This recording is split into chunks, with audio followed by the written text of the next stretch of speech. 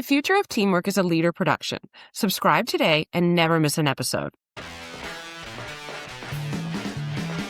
To make this assumption that anything involving emotions is only fit for HR or only fit for a therapy room is really doing a disservice to the people in front of you and the people who you are leading, because they are emotional beings. And so you can either figure out ways to work with that and to understand it and have the skills to work with it, or you can ignore it and just have it play out on its own, which often creates problems. Welcome to the Future of Teamwork podcast. My name's Dane Groeneveld, and today I'm joined by Ashley Andersen. Ashley is the CEO and founder of EzraSage, and we've been having some great conversation around coaching leaders and teams through moments of change, particularly in being able to harness, the emotional beings that we are. So excited to dive into conversation today. Thanks for being here, Ashley. Yeah, thanks for the invite. I'm super excited. We spent some time together, I think, initially on some conversations and then at the Healthy Team Summit. So it's kind of been fun getting to know Yes. more and more about you and your work. What can you share for the benefit of our listeners on sort of what brought you to this point in time and to this impact that you're having? Yeah, likewise, Jane. And I still think about that summit, by the way. It was just so different from so many other events. And you know, as we're kicking off the year and planning on going to all these other events, I'm like, I wish there were more opportunities like that, more intimate and really purposeful. So Thank it's you. just to know, just so you know, you are continuing to have that impact. But yeah, you said moments of change, and I kind of like laughed a little because if if only we lived in a world of like moments of change, right? Yeah. I think the reality that we all are experiencing is just like compounding change on top of change, and one's not even finished before the next one is rolling in, and that's our focus. We really saw that companies had this focus, that companies tend to focus on the tactical aspects of change, right? Like Hmm. the strategy and the budget and the timeline and the stakeholders and whatnot. They're scrutinizing the numbers and like building the steering committees, and all of that is really good. And I'm not here to, say don't do those things.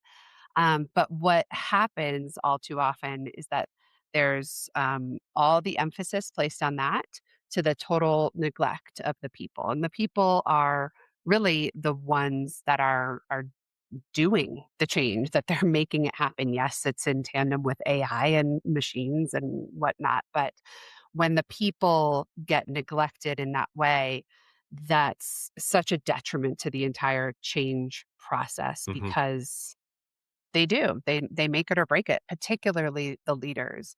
And what we know is that, more often than not, it's not that companies are like completely neglecting people, but they're not shifting their approach and how they're leading people based on the number of changes that they're implementing.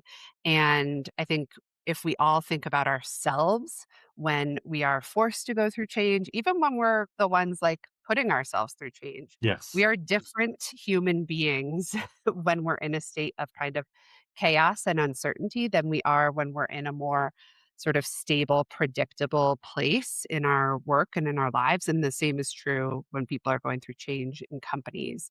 And because of that, the way people are led through change needs to be different Yeah. because they're different. And that's essentially what we help with, is to help make sure that leaders have those expanded skill sets in the areas that are particularly important when you're talking about people going through change, people being, soaked in uncertainty on a daily basis. And um, that's what we help companies with. That's neat. I want to dive into that sort of Yeah. chaos versus stable and predictable. But before we go there, what was it that brought your attention to this area of work? Was it Mm. your own experience in an organization or some of your coaching work and how you were supporting other leaders? Where were those like formative moments of learning and affirmation realization for you? Yeah, it's a great question, because it's probably not exactly where you would think. But my interest, so my background is originally as a social worker. And I think because of that start in my career and that background, I don't know, chicken or egg, which came first, but I have an immense interest in like human beings and human behavior, but also human suffering. That sounds weird to say I have an Yeah. interest in it's intriguing to me about, what is causing people's suffering in any given moment, what helps one person kind of prevail while the other person stays in that space of suffering. Yeah. And as we all know, if you haven't seen the headlines, there is a real epidemic around burnout Yes. happening in the workplace that's only been getting worse and worse year over year.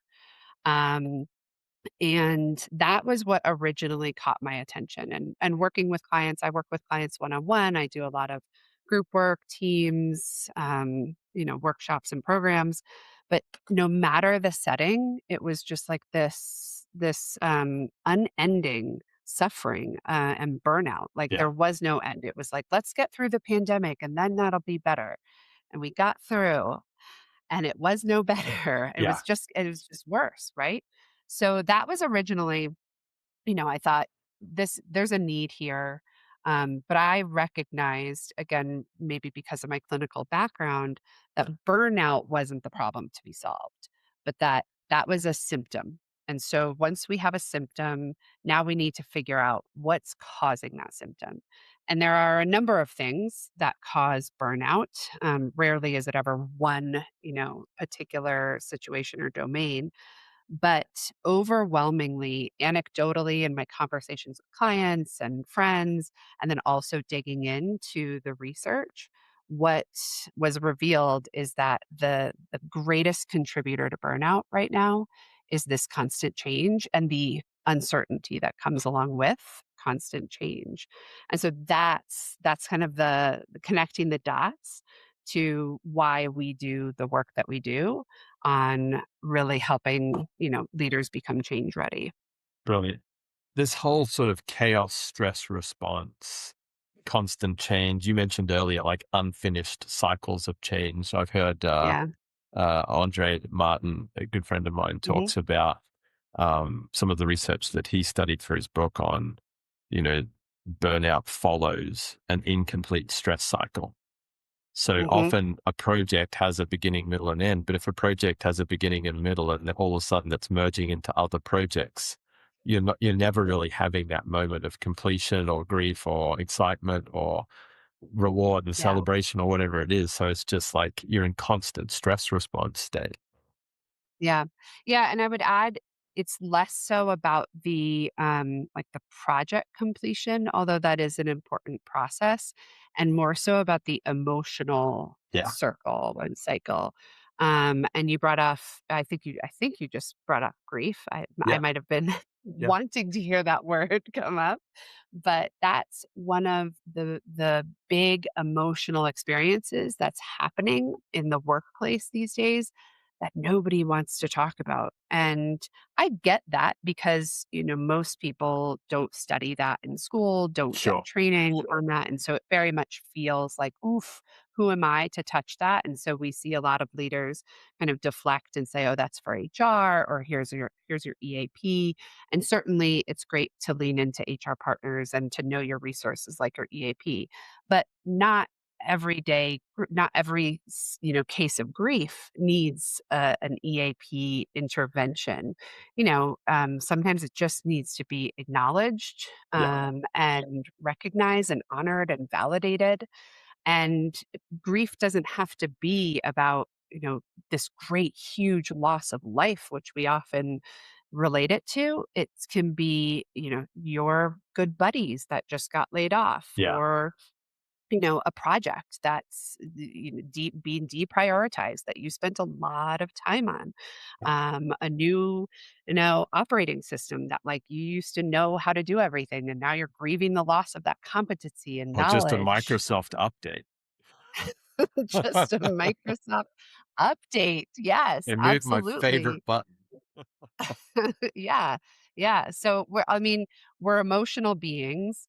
I've shared this quote with you from Antonio Damasio, a neuroscientist, that we are emotional beings who think sometimes, Love not that. the reverse. It's so true. And he's a scientist, so he knows, or was, I should say. But it's so true. And so, to make this assumption that anything involving emotions is only fit for HR or only fit for a therapy room is really doing a disservice to the people in front of you and the people who you are leading, because they are emotional beings, just like you're an emotional being. Yeah. And that's showing up every day. And so you can either figure out ways to work with that and to understand it and have the skills to work with it, or you can ignore it and just have it play out, haphazardly Yeah. on its own, which often creates problems. Big time. It's really interesting Yeah. because there's a lot of pushback in society right now about woke concepts, woke behaviors, getting too fluffy or soft around humans at work. And yet, Mm. to your point, to where the research is suggesting, if we don't stop and think about the right acknowledgement or creation of space for emotions that do exist, then we are going to see unpredictable and adverse outcomes. And I think historically, we probably have seen them and dealt with them in different ways. But I think now we're at this kind of crescendo where it's happening at a higher frequency, perhaps a greater weight of some of those unforeseen, unexpected moments if we're not making the time for the emotions to be, you know, processed. Yeah. Yeah, and I think, looking at, like, comparisons of days in the past, our work is different today than it Yeah. was before. It's with us all the time. For so many of us, we're never really disconnected from that work. We're certainly not mentally disconnected from Correct. it. Yeah. It's asking a lot more of us and occupying a lot more of our mental and emotional space. And we also have come to a place where we understand how much it matters to us, no matter what you're doing. Like, your work is a significant way to contribute, to make an impact, Yeah. to connect with the world around you and your community. And so I think we now recognize that it really does matter. And so we also expect more from our work. Mhm. It's not just like, oh, just give me a paycheck. It's we want more from that relationship that we have with our work. And so, I was talking to somebody recently that was talking about different generational needs and desires from their work settings, and they're trying really heavily to appeal to and recruit younger folks into their workforce. Yeah. And this person was having a conversation with the CEO. And fortunately, she has a lot of influence over the CEO, because the CEO was sort of like, well, if they don't like the way we do things here, then they don't have to work here. And she was like, well, we actually need them to work Yeah. here, Like, we are just looking logistically, like, we're going to lose a huge batch of people. We also need that innovation and that creativity and that knowledge that other people don't have. And so we do need to change how we are operating. It's not enough to just put it on a job description and or on a value statement. Like, we actually need to look at how we're showing up each day and making sure that this is a workplace that cares, that really demonstrates that care Mm. for its people.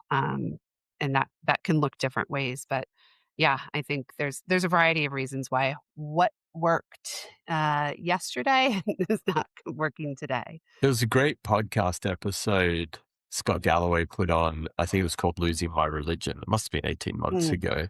But to that point, it talked about in prior workplaces and like states of work in our communities, we had the church or some other mhm. institution or organization to go back to where we got a lot of care or Yeah. mattering, the work we were doing in our community besides our job. But your point that work's always on for so many teams and this continuous change cycle, there's less certainty about what work's going to be in 3 months, let alone in 3 years, means that Mhm. we're making less time for some of those community institutions and routines. And we are Yeah. kind of going all in on work to provide a lot of what we need, which is kind of an inverse of some of the critique that leaders have said, hey, younger generations are expecting too much from work. They're expecting us to be doing their emotional regulation and this, that, and the other.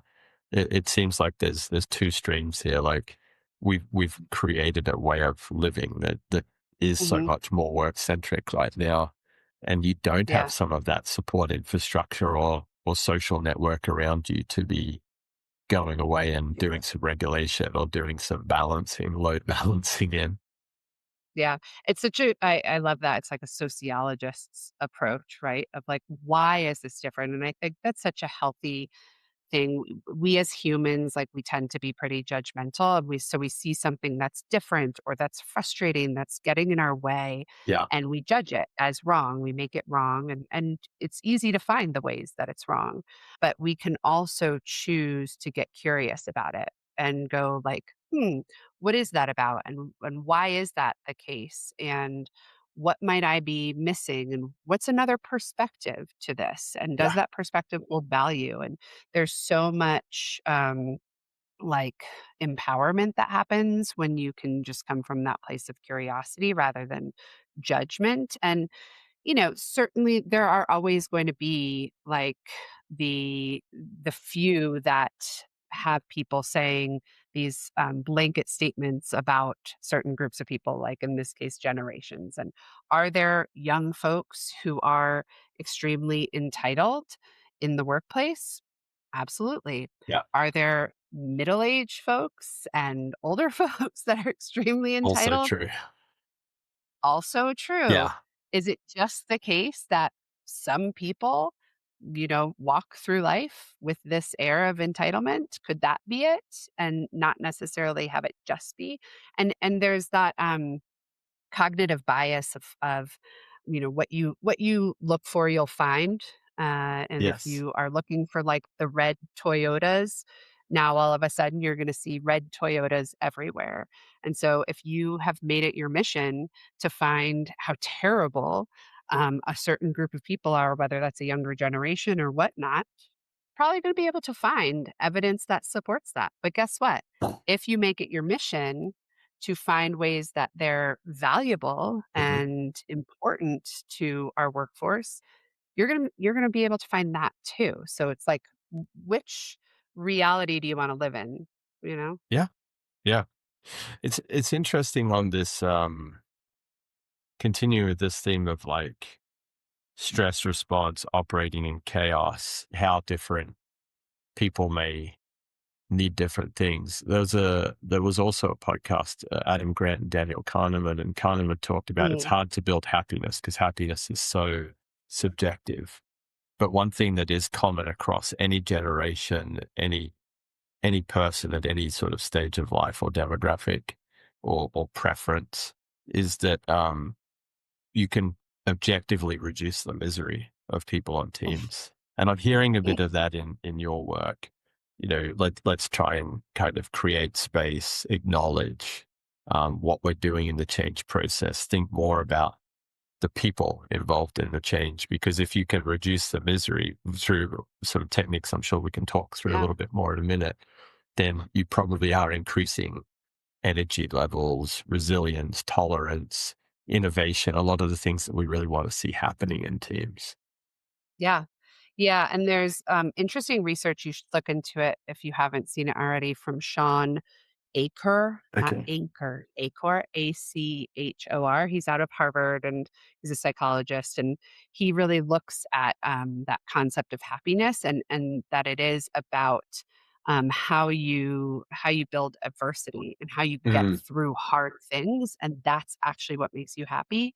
We have this sort of over romanticized idea of like ease will make us happy, when in reality it's being able to get through the difficult things. And of course there are things that are so difficult that they're going to be crushing, but we're really talking about run of the mill, regular stress and pressure and chaos and uncertainty. But yeah, making things less miserable. I'm like, oh, I don't know if I love that. It doesn't sound as great, It right? doesn't, but But yeah, you shared at the yeah, beginning, like, yeah, that intrigue of in a lot of suffering. ways, yeah, in a lot of ways that is. It's reducing suffering, lessening suffering, and it doesn't. I think sometimes as leaders we can uh, take on the weight of the world and look at everything as our responsibility to fix, and every problem is our responsibility to solve. And what we're trying to help leaders to understand is that, like, yes, there are certain arenas where your problem solving abilities are very valuable. So don't get Mhm. rid of that approach, but that's not the way to approach everything. So it's really important to be discerning with, like, what does this situation and what does this person need from me? And if you think about times in your own life where you've felt that, like, pain or stress or suffering, and I know suffering is a big word, but I think I use it because it is occurring all around us and Yeah, in us on a regular basis. But if you think about your own experiences, what you need or what you needed wasn't this, like, huge intervention. You didn't need some huge solution to be thrown at you. You didn't need something that required a lot of resources, whether that's time or money. What you so often need is to be seen yeah, and to be validated and to be understood and recognized in whatever it is that you're going through, yeah, and to feel not alone in it, and not um, and to have some sort of counterbalance to this beautiful but wacky brain inside of our heads that tends to go to doom and gloom over everything, yeah. being able, and that's what leaders can provide to people. But it's not easy. I mean, it's not easy. No. It sounds like so simple, and it is simple, but simple isn't easy. And that's why it takes some work and some like muscle building Yeah, for leaders to be able to show up that way, because it can be incredibly uncomfortable. very uncomfortable. Are there some key approaches that you're finding to be more effective right now when you're working with a leader to create that capacity to help people be seen, to feel not alone, to do some counterbalancing, Mhm. take the stakes away a little bit from the moment? Yeah. Yeah, well, it all starts with themselves, Yeah, as our work so often does. And really, a great place to start is, what is the emotion or what are the emotions that you find really difficult to be with? And that's going to be different for everybody. Sometimes it's like sadness and that heaviness, that grief that we were talking about. For some people, joy is yeah, really yeah, hard yeah, to be with. And it's important for us to understand we all have this. It's not a flaw, but, like, we all have certain emotions that push a button in us that cause us to want to shut that down in ourselves and in other people. And so, as a leader, to recognize that is to then recognize, okay, these are the circumstances under which people might come to me, and I might have a tendency then to shut them down yeah, because that emotion makes me really uncomfortable. yeah, So that's a really valuable kind of piece of self-reflection to understand about yourself, because it's going to impact how willing and able you are to be with that person when they come to you. Years and years ago, I was working with um, a big sheriff's office, and I was working with their sheriff's deputy, and he shared with me, he was great. He was, like, so open and, like, into the work. And he shared that he really can't stand to be with anxiousness, with people when they're anxious. And I was like, well, that's interesting. As a sheriff's deputy, how often are people anxious in your department? Like, all the time, right? These are folks that are dealing with some really high risk, high yeah, pressure situations. Of course, anxiety is going to be everywhere. And so the situation was, like, it wasn't that because he couldn't deal with anxiety, nobody felt anxiety. It was, oh, he can't deal with anxiety. Don't take it to him. And so then you had all his deputies who were just Yeah. Slow trying them to down again. figure it out. Yeah. Like they had no direction on Yeah. how to really manage that particular emotion in a healthy, functional way. And so it was wreaking havoc within the department. And so it's just, that's just one example of how when he became aware of that, he was like, "Oh, I either need to work on this on myself or to figure out how to give them that outlet because it's not me." Yeah. I love that one. I've often found probably similar to that sheriff's deputy, when someone's anxious or afraid or confused or whatever it is, and they bring something to me, one of my challenges is I'm uncomfortable with that emotion. Mhm. And so what I will often do, to my detriment and their own, is jump to fix rather than Mhm. listen to the emotion and say, hey, it's normal to feel that way. And, what might be causing that? How might you solve it? So rather than moving Yeah. into coach mode, I move into like boss mode. And I'm like, right, send an email to this person, ask them to give you this, and that should be fixed by Monday. But that's not what Yeah. I'm here for.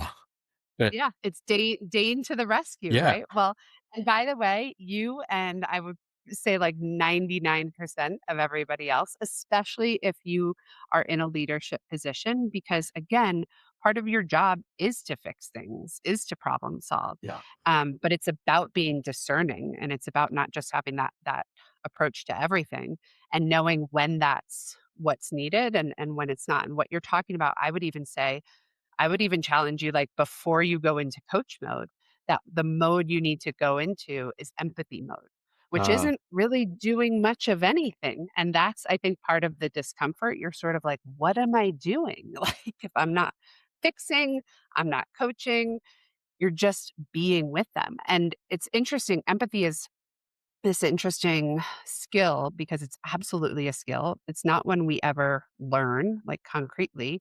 It's so important. And if you ask a room of 100 people if they show up with empathy for their friends, family, coworkers, direct reports, 100 people will say they do. And the what's the reality truth? is that probably like 3 do. Because most people think that they're being empathic and they're showing up with empathy when they're doing exactly what you're talking about. But they're problem solving, they're cheering up, they're going, "Oh, like, no, you're great, Dane. Like, it can't be that bad." No, or they're like painting the silver lining, like, "Well, at least this, cheer up." Yeah, Or they're comparing, "Oh, that same thing happened to me," and da da da. And those are all well-meaning. Absolutely, they don't come from a bad place, but what they do in one way, shape, or another is they kinda squash the person. yeah, Like, you're trying to clean up their mess, you're comparing yourself, so now you've sort of stolen the spotlight, and they really needed that spotlight in this moment. You're telling them that it's not that bad, so you're kind of minimizing what it is that they're going through, yeah, and it defeats it's like the opposite of empathy. yeah, And empathy is really just being with them and going like, "That's so difficult." And even if you don't agree with it, like, you might come to me and be like, "Oh, I had this terrible experience with so and so, and that God, they're so rude." And I might love so and so, yeah, never had that experience with them. What's my tendency going to be to go, no, that's not how they are. I'm sure they're just having a bad day." What does that result in for you? Like, feeling squashed. Your yeah. experience is You're squashed. wrong or your feelings don't Yeah. matter. Yeah, totally. Yeah. So empathy is me, like, being with you in it and honoring your experience or your perspective as Yeah, truth, yeah, not negating it based on my own. And then you don't have to, like, sit in it for 3 days yeah. together, like, but you can eventually then move into coach mode. But that I empathy love piece, that. it's super vulnerable, it's super uncomfortable, but it's a skill, and we can work on it and develop it and become more comfortable with it as Yeah. long as we're practicing. I love that. We had Zach Mercurio on the show the other day. He's just written his book, The Power of Mattering, and he and I were talking Mm, about um, skills decay in society right now. And I mm, think yeah, that piece that you just shone a light on, the need to kind of start with empathy, we're not very good at that right now, because right now, if you send me an email or a text and say this has happened and I'm feeling really bad, I'll be like, send you a you know, a sad faced emoji or a support emoji and be like, oh, that sucks. I'm sorry you're going all through better. that. Let me know where you land tomorrow.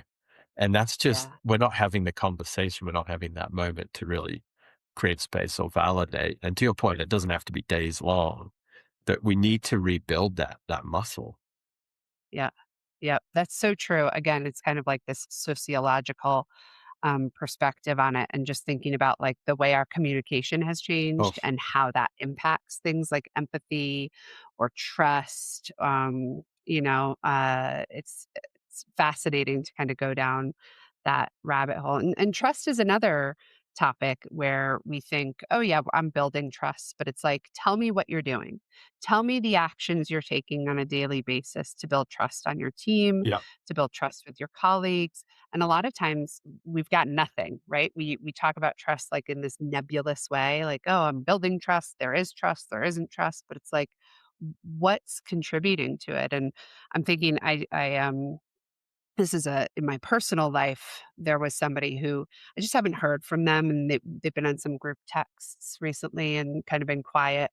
And I had this moment today where I was like, I should reach out to them. And then I was like, "Ah, I don't really like have the The time, energy, you yeah, know? yeah, yeah. Yeah.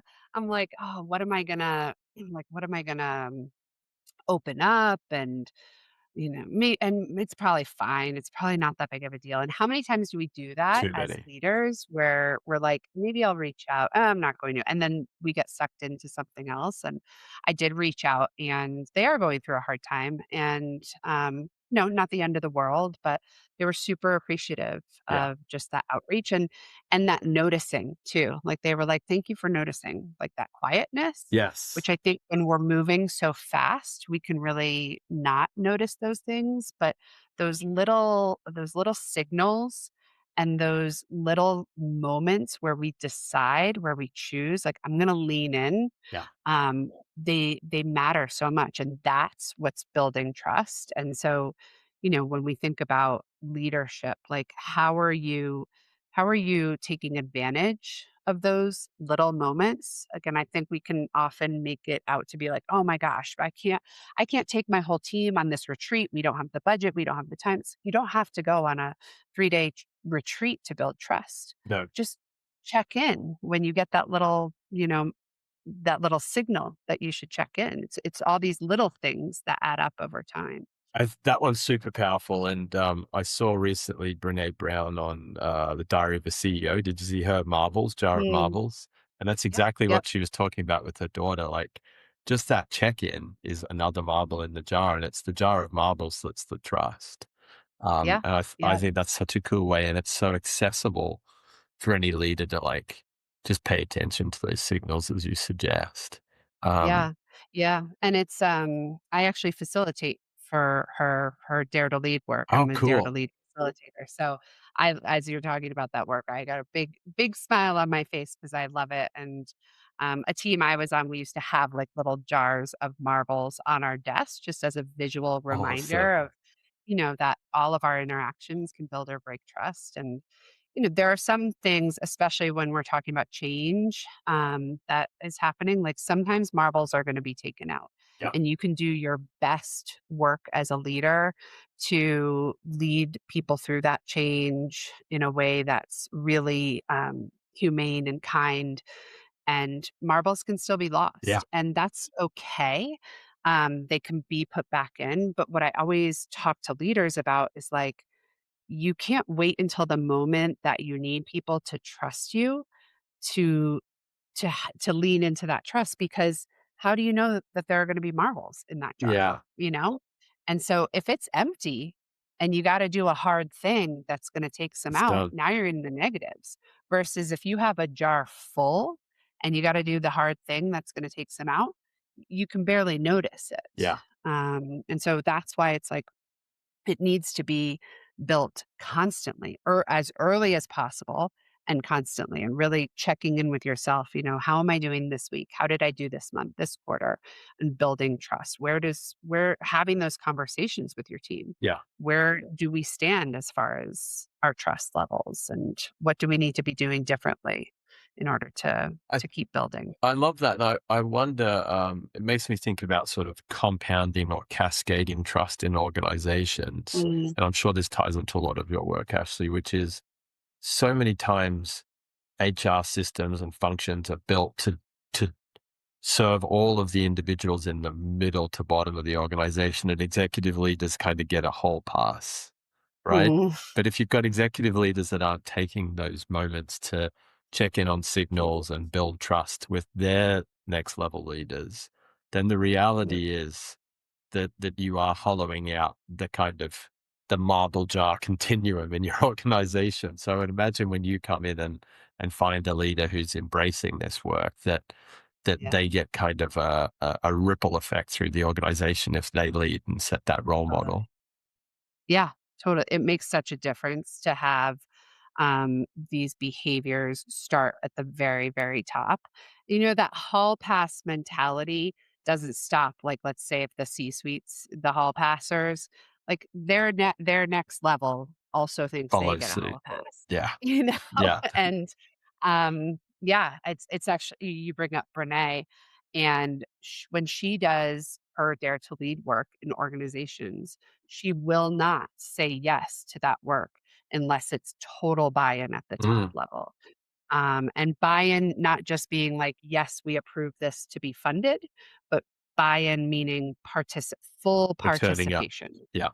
Mhm. Yeah. Mhm. Full participation. That is a non-negotiable, and, it's a very smart one because she does entire organizational change. She's working with huge enterprises across the enterprise, trying to really create transformation. So anybody's, no matter if you're trying to make a change around leadership or you're changing your operating system or you are leading an acquisition, like all of those changes, there needs to be that participation and that buy-in, not just in a um, performative way, Yeah.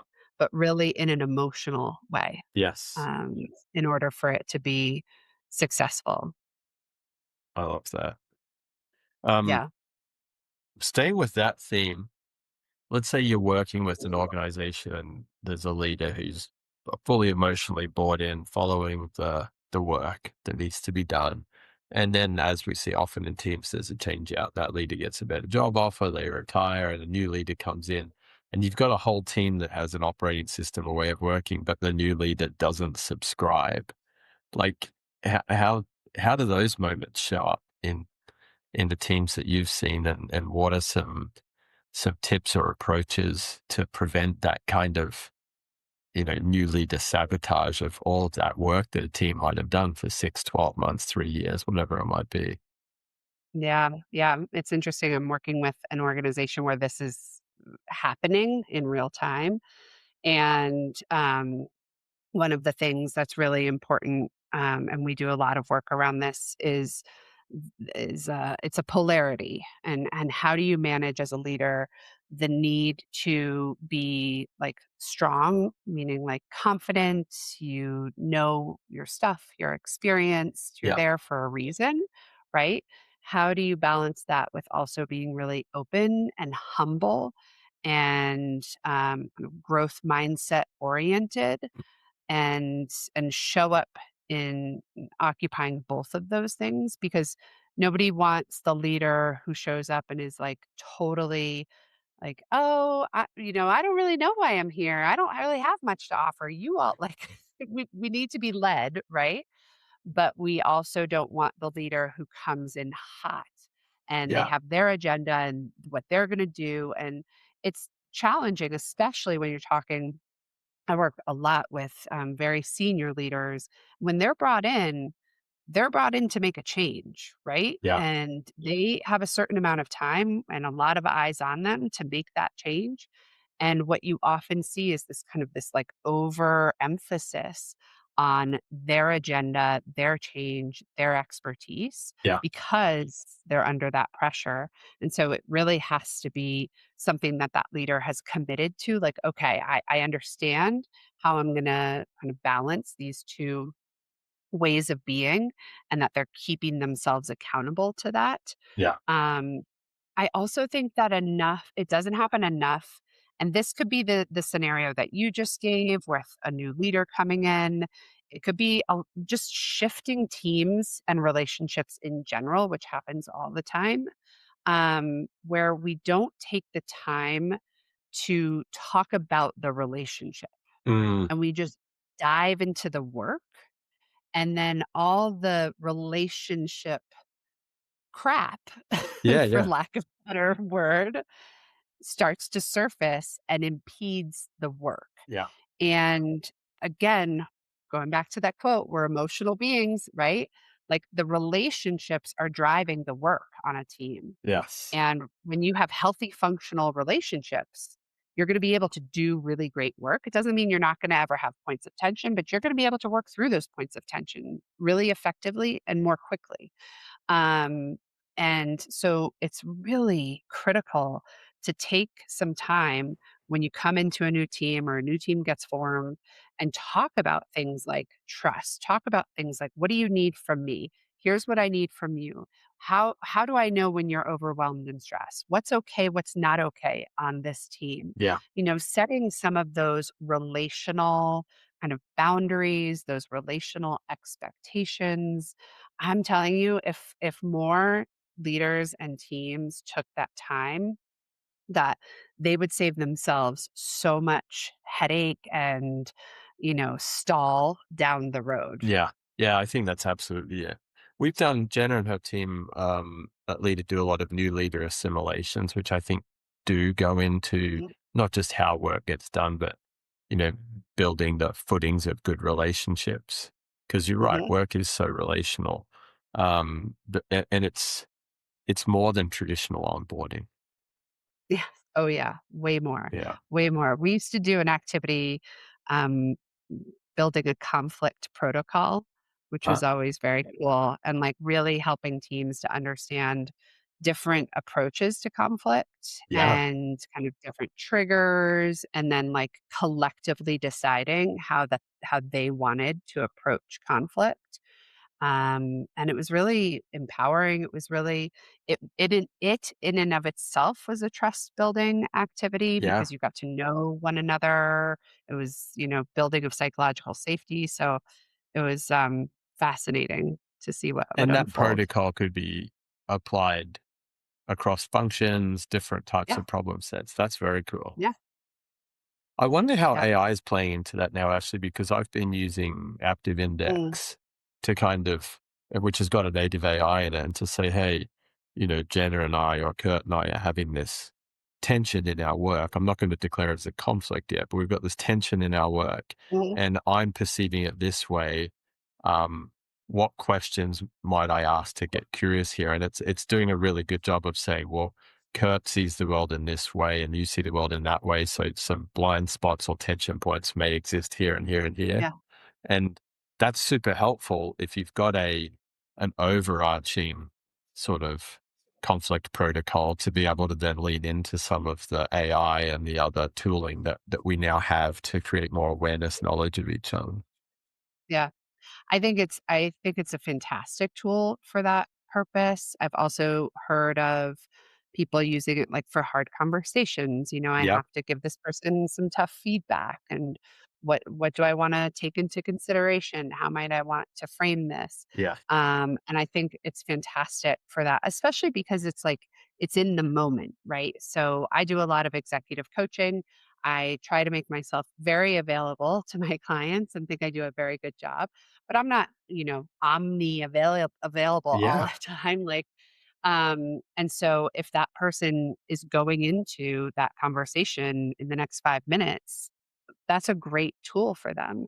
I think where it can lack a bit is just, kind of typical AI in depth. Again, like we are complex as human beings. And so having a method for better understanding, like, why is it that I'm constantly avoiding these hard conversations? Like, yeah, that was really helpful for me to be able to give Dane that feedback right now. But, if I look at my leadership as a whole, I really do a great job at avoiding all these conversations. And what is that about? And a really skilled, trained, experienced coach can hear things um, that aren't being said. They can hear like an undertone to what you're saying. They can challenge you in different ways Yeah. that you don't get from AI. Um, but I think it's hugely valuable for use cases like you just shared, or the one that I talked And about then with if you try feedback. it, you can always bring it back to your real coach later and say, Yeah, hey, I had this moment of tension. I came up with these questions using AI. I delivered it yeah. in this way. And then you guys can pick it apart and say, well, maybe you're a little bit triggered in the way you delivered it. Maybe that was this or that or the other. Pretty Yeah, cool. yeah. I mean, one of my jobs as a coach, I find, is to like be able to say the things to my coachees that nobody else will say, Yeah. especially those high level senior leaders. Like, I will tell you if you are being egotistical. I will tell you if you're Yeah. being, whatever it is. And that's my job. And I don't know that we're quite there yet with that type of relationship with AI, I but don't there are think so. certain things that with my clients, I'll be like, "Yeah, why don't you take it to AI and see what Yeah. ideas you can come up with in there?" So there's certainly a lot of use cases when you think about like how to manage some of the complexities that come with leadership or that come with change, that come with managing relationships and teams. There's a lot of support to be found in AI. I think again, it's just about being thoughtful about what you're using it for and being a bit discerning, like, do I need to dig in a little bit more here? Yeah. Well, I love Yeah. this conversation today, Ashley, from like just that kind of overwhelming volume of burnout that we're seeing in the Yes. world, largely as a result of these constant change, not Yeah. moments, constant change kind of programs, Constant cycles, change, period. avalanches, whatever you want to call Yeah. them. I really love the quote that we're emotional beings that think sometimes, and the need, therefore, to provision some time, space, and skills for seeing people, valuing them, hearing them, and that was such a great call out. Like before you move to coach, have the empathy Mhm. and validated that so that they're not squashed and they get their moment and then you move into the work. I thought that was awesome. I thought it's a great tip for any leader out there that might be getting challenged with some of their team members to think about what emotions that they have trouble dealing with first, because that kind of Yeah. creates an awareness of maybe one of your weak spots or developmental areas. And I love the conversation on, building trust through those small signals, small moments, that jar of marbles. So there's so much there that leaders can be getting on with in their teams. And if you think about the leaders that are doing those things well, how are you seeing that show up in their teams? What type of outcomes are you seeing in the teams over the course of time or key projects? Yeah. I think the biggest thing is that they create teams where people want to be. Mm, And not just be like a butt in a seat, but where they really want to be, yeah, where they really want to contribute. They want to have an impact. And because those leaders have created such a space where those folks know that they can contribute, push back, challenge, ask questions, mess up, fail, like that they get more out of people in that way. And yeah, it becomes kind of like this flywheel where people then get motivated by that contribution. And then the leaders getting more innovation and creativity and productivity. And it's a beautiful thing to witness and to be a part of if you've ever been a part of it. It's just very life giving. yeah. I love life giving too, because then that's what takes me back to this whole healthy team concept. The work is great, but also then when you go home from work, you can bring a lot of that life-giving Right? energy to all those other important people that you get the chance to spend your life with. Absolutely. Neat. Well, actually, for anyone who wants to find you or Ezra Sage, how do they reach out? Yeah, our website is EzraSageCo.com. You can also find me on LinkedIn, Ashley Andersen with an S-E-N. That's my Danish roots. And I have an MSW at the end of my name if I get confused with any other Ashley Andersons out there. So Ashley Andersen MSW on LinkedIn or EzraSageCo.com. Awesome. Well, thanks again for your time today, Ashley. That was a blast. Thanks, Dane. Just a quick note before we go. The views and opinions shared in this episode are those of our guests and do not necessarily reflect the views of the host, Dane Groeneveld, the Leader Group, our patron Huddle 3, or our partners and affiliates. Any scenarios discussed are for the purpose of fueling creative thinking and conversation, and should be viewed only in this context. Dane, Leader, our sponsors, partners, and affiliates do not endorse any guest or any organization they may be associated with. It's important to remember that every workplace is as individual as the people within it. Our recommendation is to always seek solutions that are specifically designed to help serve your team's unique needs. And to this point, please know we're here, ready to help you find the best way forward, no matter where your starting point is. You can connect with Dane or myself, Alicia McCraw, on LinkedIn or via the links contained in the show notes. Thanks again for tuning in. And hey, if you think someone in your network would benefit from this episode, feel free to share it or give us a 5-star rating. Those 5 little stars really help us reach more curious people like you. We'll catch you next time on The Future of Teamwork.